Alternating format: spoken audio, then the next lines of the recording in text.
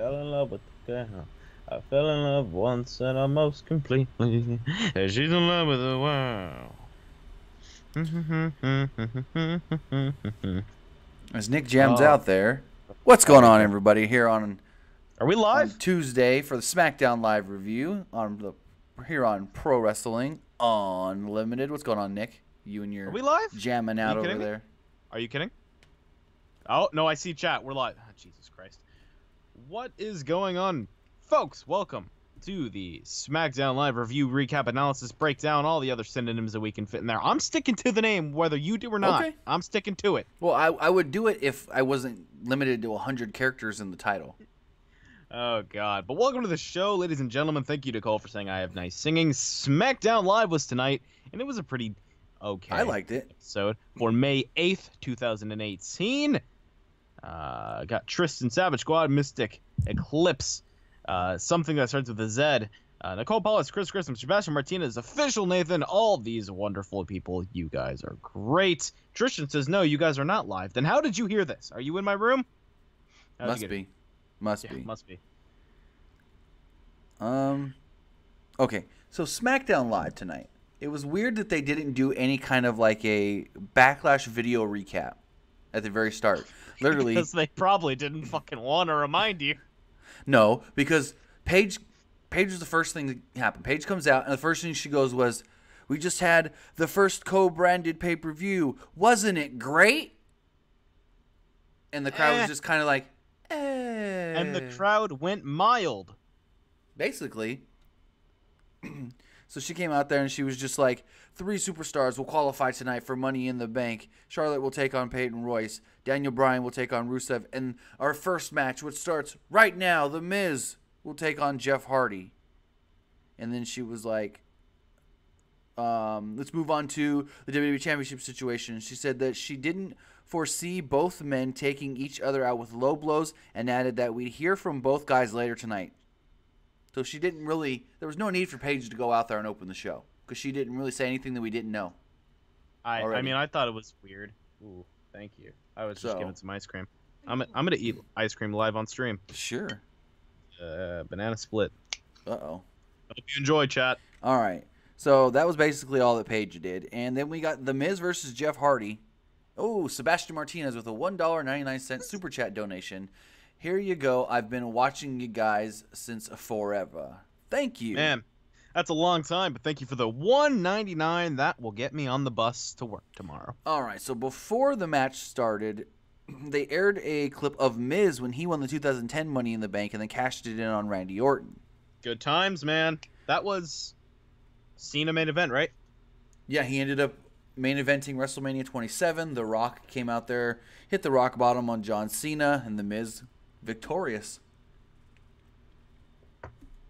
The Miz has more main event WrestleMania wins than CM Punk. Yeah? Think about that at night. Well, CM Punk can't even say that he main evented WrestleMania as far as going on. That's my argument. Well, yeah, because he has more main event wins than Punk. Punk didn't even ever go on live. I mean, he was technically in a quote-unquote main event match, one of. Co-main event? I guess when he fought The Undertaker. True. Sir Gumby, no, the stream is not down. I don't know why you're saying that. Interesting. Anyways. So we had Jeff Hardy versus The Miz. It wasn't a bad match. Wasn't as good as Miz Seth Rollins, I'll give you that. Corey Graves is still calling that drop kick into the corner the Hardiac arrest. So dumb. I do like that a lot. I think it's funny. You like it? Yeah. Okay, then. Sure. We'll go with that. I think it's funny. I like a good pun. So early on, Miz crotched Hardy on the barricade, but Hardy came back with a diving clothesline off the barricade like Hardy likes to do. Hardy came back with a fist and a Russian leg sweep. Miz tried a sleeper, but Hardy hit him with the Whisper in the Wind for a near fall. Matt Hardy used a baseball slide to dump Miz to the outside, and he hit Miz pretty hard. Like, Miz thudded when he hit the mat on the outside. Oh, yeah, he did. Oh, yeah. Later on, Miz tried a superplex, but Hardy countered it into a sunset. This was sick. He countered a superplex into a sunset flip powerbomb for a near fall. Hardy countered a skull-crushing finale, hit a dropkick in the corner, like I said, with the Hardiac arrest. He tried to hit another twist of fate, only got a 2 count off of it. Hardy then hit a Swanton Bomb, which looked like to be the finish, but only a 2 count. Miz then quickly countered that 2 count into a crucifix pin and won the match. So Miz is qualified for Money in the Bank. Sebastian Martinez with another $1.99 chat donation. Now you can both get on the bus tomorrow. Yeah, because I said that. Okay, so I'm going to jump ahead here a little bit to the main event. Shoot. Because I have a fucking argument. I've seen a lot of people in chat say, Rusev beat Daniel Bryan clean. Oh, this is stupid. This is so bad. This is stupid. This is bad. God damn it. You give Rusev a win, and you say it's dumb. You give Rusev a loss, you say they're fucking him up. You gotta understand that wrestlers fucking lose. Daniel Bryan had to have lost at some point. He wasn't gonna go undefeated. Might as well get it out of the way now. I thought that about Asuka 6 months ago. I said, her third match on the main roster, just lose. Get the streak over with, because when you have a streak looming over your head, that's not good. Because then that plays into story, and Vince doesn't like that. Why are people getting so mad about Rusev winning? You got Rusev with a potential to a title shot, and you know what I think you're going to get now? And Tim, I told you this 3 times off stream. Say it. You're probably going to get Daniel Bryan versus Cien Almas at Money in the Bank. Now, I can see that happening if they didn't already announce that Almas was going to debut next week. Because I could see, because he's coming in as the heel. How do they set this up? It's not like Daniel Bryan's going to interrupt his debut. No, El Idolo's out there. Or Daniel Bryan's cutting a promo like, I love being in London. This is super great. I love it. And then El Idolo, I'm a bad guy. I guess, but it's just Comes weird out because there. it's just weird to me because they've already announced his debut. They didn't say what he's going to do. They just said that he's coming next week. Exactly. But I think that's fine. I mean, we'll And see. let me ask this. Would you rather see him in a ladder match where he could be overshadowed by a couple other guys, or have Who, a match Bryan? between him and Almas? Yeah. Well, It's just I was hoping he wins that damn ladder match. I don't know. Last ladder match he was in, he won the IC title. I don't know. I can see it It's being just something that kind of grinded my gears. you know, the honest truth. I can see it being they don't want to put him in the ladder match just to be cautious. Yeah, that's what I genuinely think it is too. So I mean, it works either way. It's not going to hurt Daniel Bryan. And like you said, I didn't think about it till you just said that. Everyone pisses and moans when Rusev can't get a victory. Then he wins over your beloved Daniel Bryan, which Daniel Bryan's one of my favorites, so I'm not knocking anybody for loving him. But it's just like, and all of a sudden, because he beat Daniel Bryan, why'd Rusev have to win? So I get your argument there. Like, that It is makes kind of no crappy. sense. You can't. Like, I understand that you want your favorite to win. You want your favorite to do good. I don't know. All right, so Tara Ross, it's what I get paid to do here. we're really not complaining about anything, actually. I liked the opening match. Yeah. So let's go ahead and go to the second. All segment. right, so then we had a backstage segment. It's kind of funny. Sheamus is there, and he's eating some cereal, and Cesaro's like, "What are you doing?" And he's like, "I'm eating me Lucky Charms." He says, "It's the only thing that makes me feel better after losing to Xavier Woods." Cesaro's like kind of making fun of him. Then he goes to open up his gym bag or his gear bag, and it's full of pancakes. And Sheamus is laughing at him. He goes, "Why are you laughing? This is my gear bag. This isn't funny. Why are you laughing at me?" And so Sheamus opens his bag full of pancakes. And he goes, "Oh, yeah, you ain't laughing now. You don't think it's that funny when it happens to you, do ya?" And they get all pissed off. Cesaro's such a rare breed of wrestler. Yeah. He's very good, and he's very funny. He knows when to have good comedic timing, and he can turn it on in the ring. Yes, for sure. And so they threw all the pancakes. Literally, their pancakes were completely full. Like, you couldn't probably fit much more in their bags, and they just dumped them out everywhere. Yeah, they filled him to the brim. Nicole Paulus with a $2 super chat donation. Wrestling fans are never happy is a curse. Very true. So I'm then pretty happy when I got this ice cream sundae in my face. So then we got a Sanity promo just saying the chaos is coming to SmackDown. And then Renee Young was outside of Shinsuke Nakamura's locker room. She says she was going to speak with him, and he goes, "I'm sorry, I don't speak English." And she goes, "Well, wait. we've heard you speak English in the past. What's different now? He goes, well, I've forgotten how to speak English. She goes, Man, I've used that line so many times on teachers at school. she goes, well, before you forget again, can you tell us your thoughts on AJ Styles? And he's just like, AJ Styles was nuts. And I'm nuts. And we're not finished yet.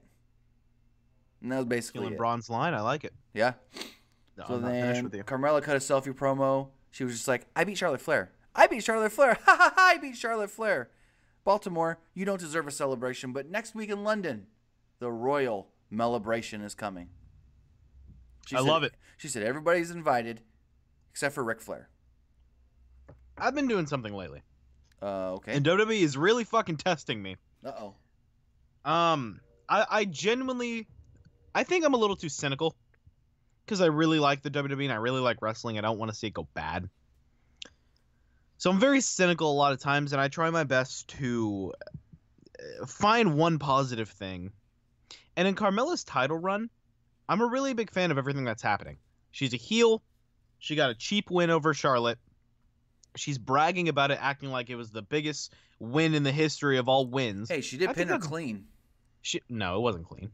There was no interference, and there was no, like, screwy ref job. It was a clean 1, 2, 3 pin. Technically, that's clean in the middle.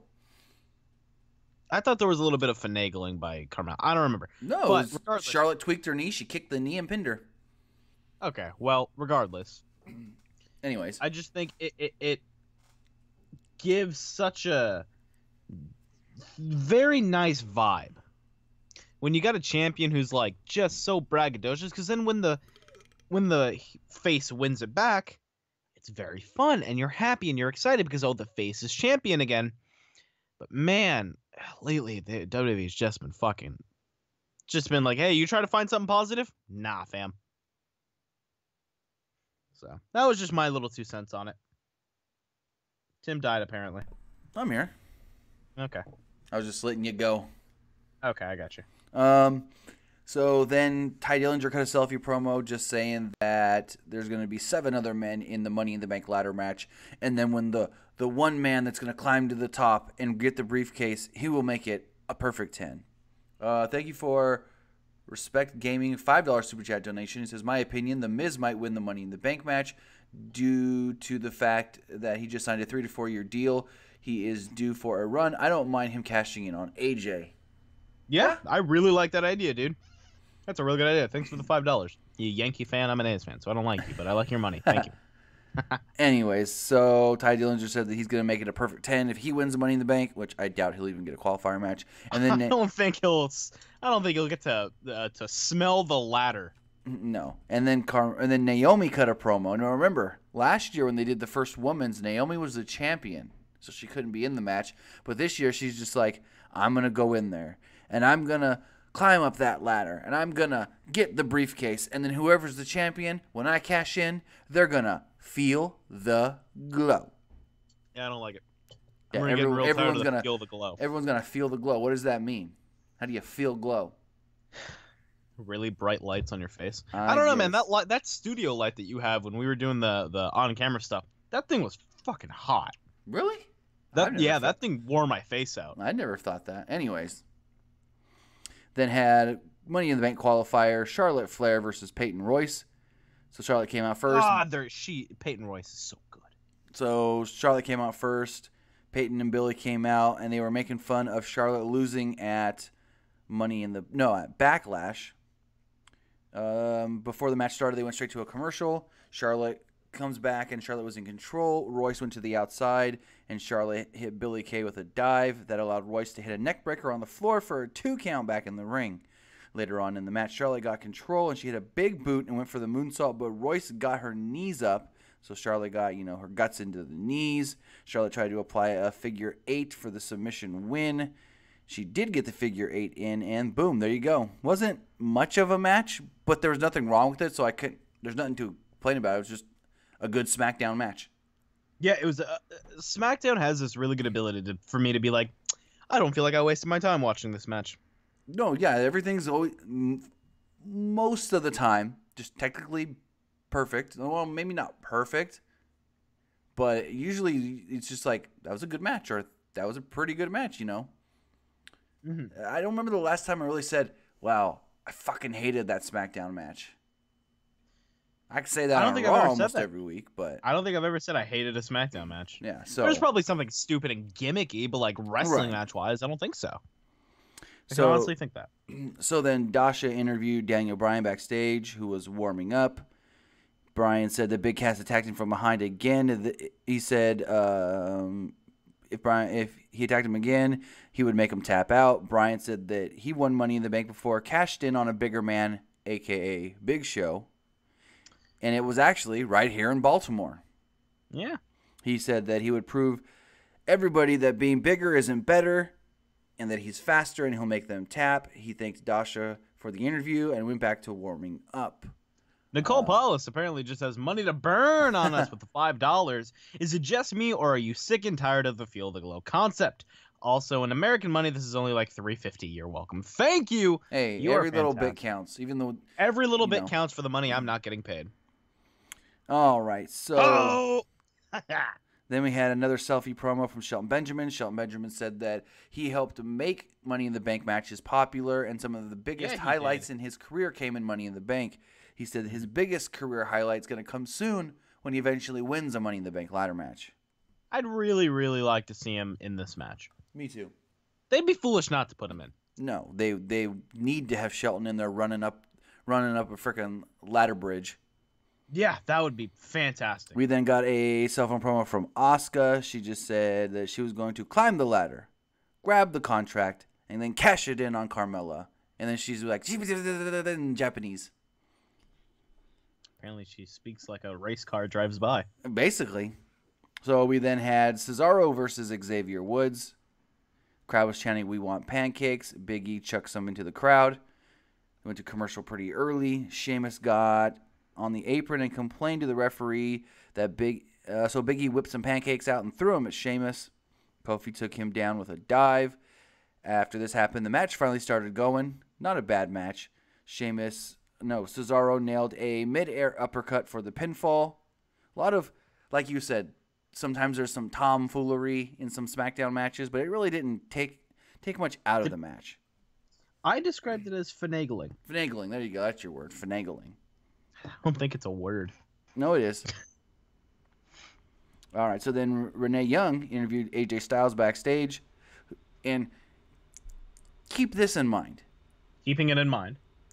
AJ Styles and Shinsuke Nakamura were not allowed to compete tonight because they were not medically cleared from their low blows at Backlash. Their dicks hurt too much.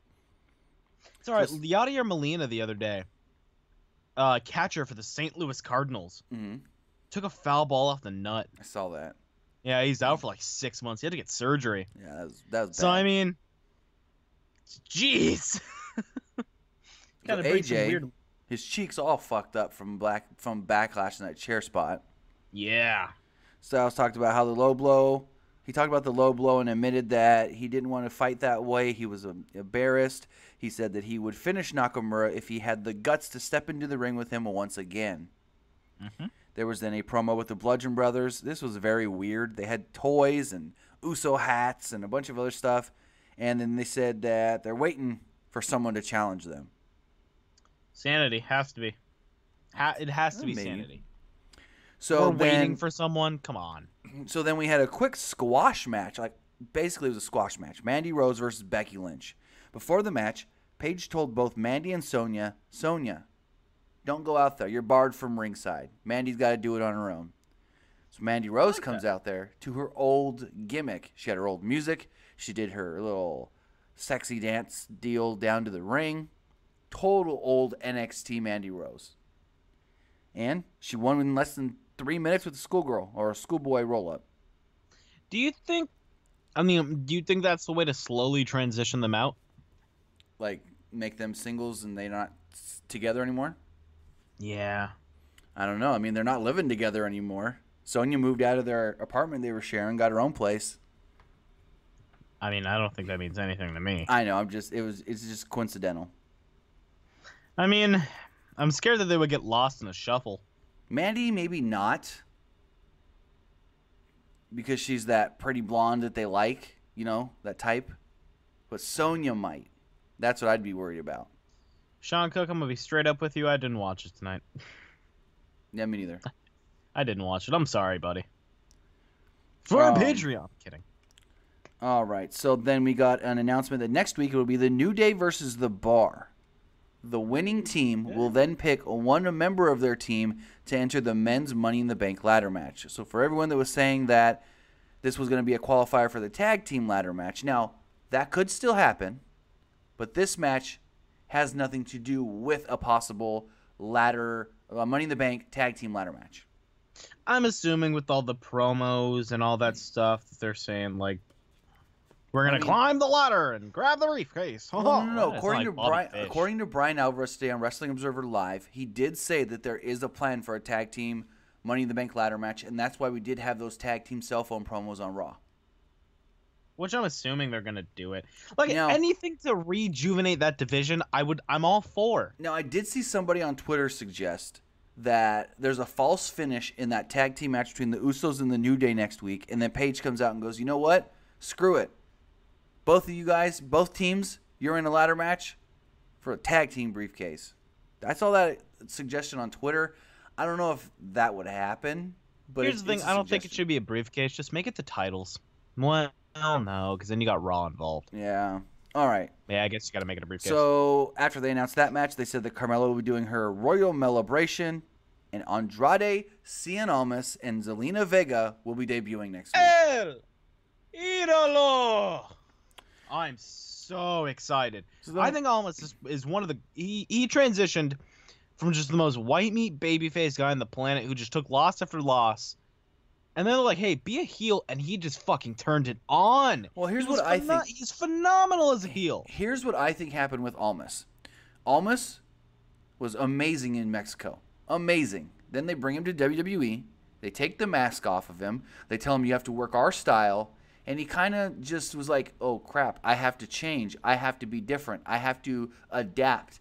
And so it wasn't that he didn't adapt well. I think he was just nervous that if he didn't adapt the way they completely wanted, then it may not work out for him in the WWE. And they wanted him a babyface, and he didn't really, he was in the Mexico's Los Ingobernables. Those are not baby faces. So finally, when they were saying, finally when they said you can be a heel in NXT, he was like, oh, that's my bread and butter right there, and he ran with it. Thank you, Sebastian Martinez, for another $1.99. Who do you think will win the men's Mitby and why? We'll get to that. We will get to that at the end. Well, I mean, it's hard to predict when you don't know who's all in the match. Exactly. I mean, I can predict right now and say that you have like all the ladders up there, and everyone's up on the ladders except for Braun, and he tips them all over, kills everybody, and there you go. Foreshadowing from that treehouse story. No, foreshadowing from the murder. All right, so then we have the main event. Braun Strowman, I know you're a big fan of the show. Why did you admit to murder? Okay, that's all I want to ask, Braun. All right, so main event. Rusev with Aiden English versus Daniel Bryan. No Lana. So that whole thing last week. Well, she was live on Instagram doing like a photo shoot. She's been live on Instagram all week. Like every day. Well, she was doing all kinds of stuff. Like she did a magazine cover the other day, photo shoot. She's just always that's her new thing. She's always live on Instagram. I don't know if it's like a directive from WWE, but especially the females have been posting a lot more on their Instagram stories. You know what? After this, I'm going to go live on our Instagram. Shoot. I'm going to go live right after the show. I'm going to go live on the Instagram. All right. So there was no follow-up with the whole Lana wanting Rusev to turn on Aiden English thing. They aired a video package showing Daniel Bryan winning Money in the Bank, cashing it in on the Big Show. And for all you that don't remember, when Daniel Bryan was the World Heavyweight Champion, he was a heel. That's when he started the Yes chant to be a Sami Zayn-like annoying heel. The Yes chant got over, and it turned him babyface. So think about that. Remember that. Most people don't remember. The Yes chant was supposed to be something to make him an obnoxious heel. That's why he started doing the no. So match was good dueling chance early on. Bryant worked over Rusev before doing a suicide dive to the outside. Rusev caught him and tossed him into the announce table. After a commercial break, Bryant went for a comeback with a running clothesline, running corner drop kicks, Hurricane Run off the top rope. He followed that up with the yes kicks, but Rusev ducked the last yes kick. Rusev tried a swinging slam, but Bryant countered into a schoolboy for a near fall. Rusev followed that with a huge kick for a 2 count. Oh, a kick and a half. Yeah, I mean, it's the one we got here on the thumbnail. It's whew. So crowd chanted for Bryant at this point. Rusev went for the accolade, but Bryan got out of it. He then countered it into the yes lock, but Rusev got to the ropes. Bryan kicked him in the head and set up for his finisher, but English pulled Rusev out of the ring. Bryan kicked both of them down with running knees on the outside. Bryan followed with a missile dropkick back in the ring. Rusev countered with a running knee to the gut, followed that up with a Machka kick for the win, defeating Daniel Bryan. Crowd was very shocked by this. Like, they just didn't know what to think. They didn't cheer, didn't boo. The announcers tried to tell a story that, you know, the weeks of punishment on Daniel Bryan since returning have gotten to him. So it was like, you're really going to say that in less than a month he's been beat down so bad that he can't win anymore? Nah, he'll beat Almas at Money in the Bank. If they go that I'm route, sticking to that. I mean, I think it'd be a great match. Yeah, but that was SmackDown. That was a recap, analysis, breakdown, review, all the other synonyms that we can fit in there of SmackDown Live for May 8th, 2018. I have been Nick. You can follow me on Twitter at PWU_Armstrong. You can also follow us there on Twitter at PWUnlimited. And on Instagram, just search Pro Wrestling Unlimited. Right as we're done, I'm gonna go live now. Tim, do your outro. I'm gonna go live. All right, guys. So you can find me on Twitch and Twitter at TimmyBuddy. And you can also go find our good buddies over there at Fightful.com if you need any more pro wrestling, MMA, boxing news. Also, all the news. Also, you can find them on Twitter at either Fightful Online or Fightful Wrestling. We will be live again tomorrow not after anything, just tomorrow, same time, 9 p.m. Pacific. I guess you could say after NXT. Don't watch NXT before. I mean, I watch NXT every week, but not always on Wednesday. So anyways, we will see you guys tomorrow night. Have a good night, and keep an eye out because we may have something dropping tomorrow, either before or during the podcast. Have a good night, guys. You guys are going to enjoy it.